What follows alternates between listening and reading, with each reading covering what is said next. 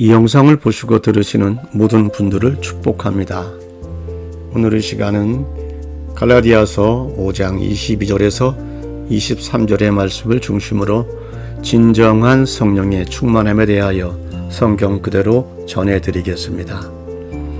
갈라디아서 5장 22절에서 23절 오직 성령의 열매는 사랑과 실학과 화평과 오래 참음과 자비와 양선과 충성과 온유와 절제니 이 같은 것을 금지할 법이 없느니라. 아멘.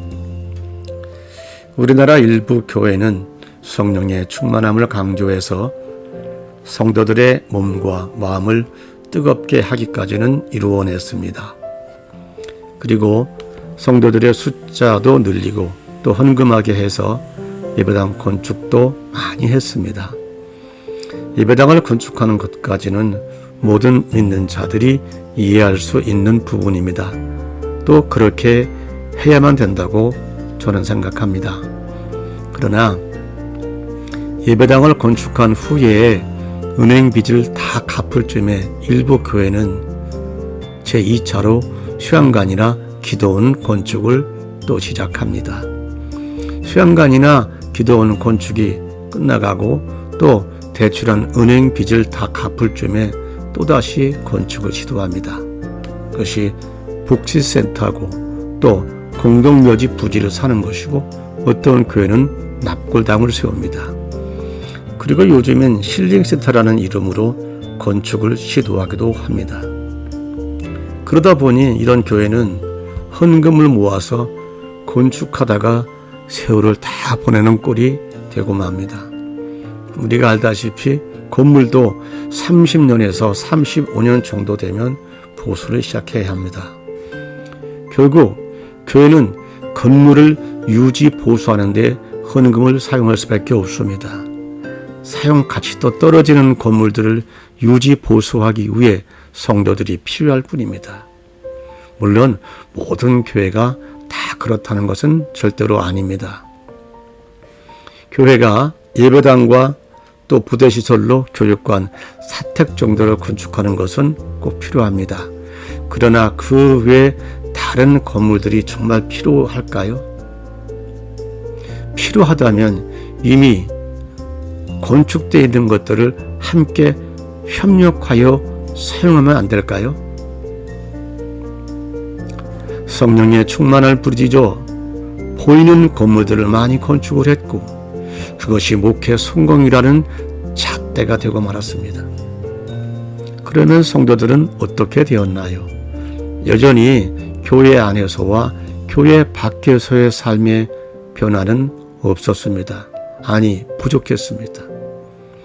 설교자와 교회를 이끌어가는 인도자들은 성도들의 마음의 성전이 중요하다고 설교는 하지만 실제는 마음의 성전보다는 보여지는 건물들이 더 중요했고 또 소중하게 여겼고 교회의 자산을 지키는 것을 더 소중하게 여겼습니다. 성도들의 심령 상태도 중요하다고 외치기는 했지만 실제 마지막 순간에는 교회 자산을 지키는 것을 더 소중하게 여겼다는 것입니다. 여러분, 우리는 이제라도 정신을 차려야 합니다. 교회들이 예배당 외에 다른 건축물에 들어갔던 돈을 이웃사랑과 사회 환원에 활용을 했다면 얼마나 많은 영혼을 구원했을까요? 우리 양심껏 깊이 있게 하나님 앞에 회개해야 됩니다. 그리고 우리 자신을 돌아봐야 됩니다.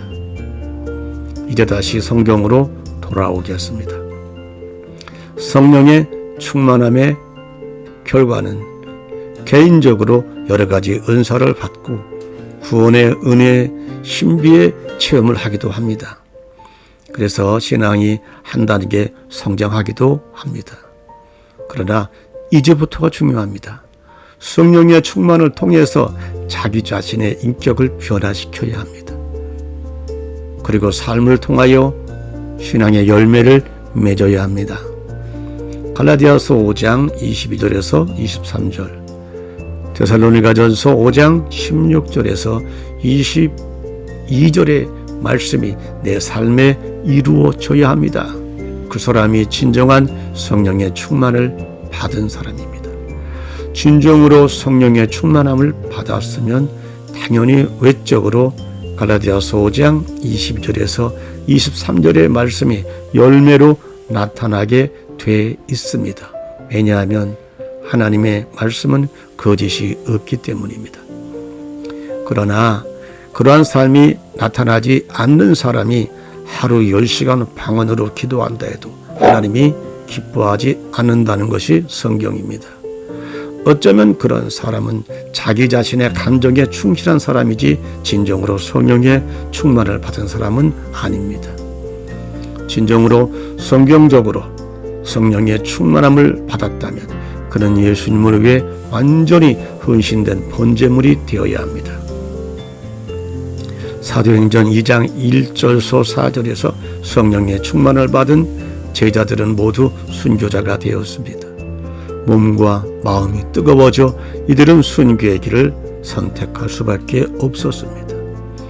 이로 보건대 우리가 성령의 충만을 받았다면 순교자는 못된다 할지라도 그들이 걸었던 길을 따라 흉내라도 내야 합니다.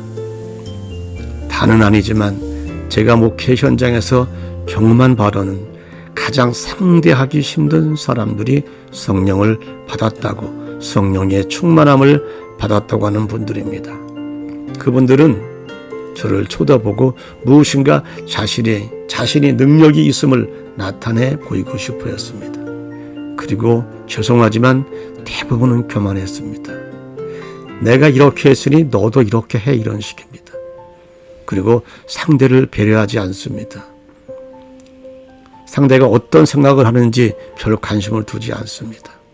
그리고 무서운 것은 자기 자신의 깊은 교만에 빠져 있으면서도 그것을 알지 못한다는 것입니다.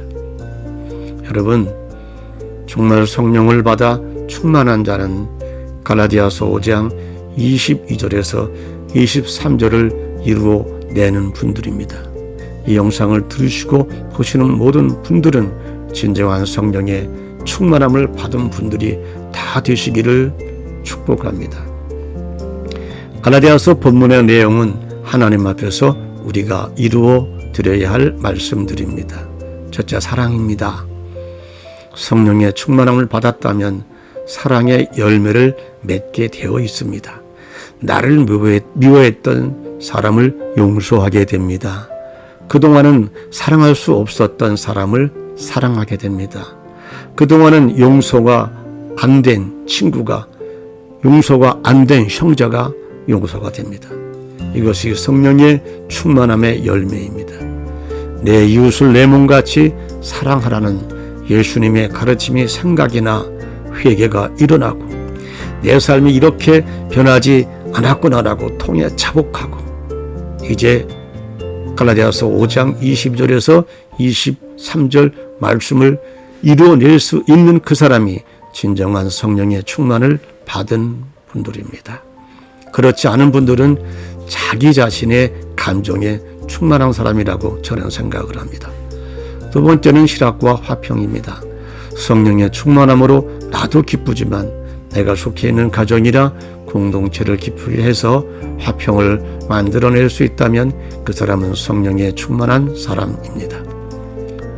밤새 기도하고 성령이 충만하다고 하면서 짜증이나 내고 공동체를 어지럽게 한다면 이는 자기 자신 감정에 충실한 사람이지 성령에 충만한 자는 아닙니다. 나는 또 말하고 싶습니다. 나 개인적으로는 성령이 충만하다고 은사가 많다고 하는 사람들을 가장 두려워합니다. 우리 믿는 자들은 은사가 많으면 많을수록 온유해야 합니다. 속으로나 겉으로나 가까이 가고 싶도록 따뜻한 모습이어야 합니다. 세 번째는 오래 참음과 자비와 양선과 충성과 온유와 절제입니다. 이 모든 것들을 나 스스로가 만들어내기 위해서 성령의 충만함이 필요한 것입니다. 우리는 이처럼 성령의 충만함의 열매를 삶으로 맺지 못한다면 성령께서 탄식을 하신다는 것을 잊지 말아야 합니다. 우리나라 교회는 지금 성령께서 탄식하시는 소리를 들어야 합니다. 성령께서 원하시는 것이 무엇인지 들어야 합니다. 진정한 성육의 충만함은 나 자신의 심령의 변화와 그 힘으로 내 주변을 변화시키는 것입니다. 감사합니다.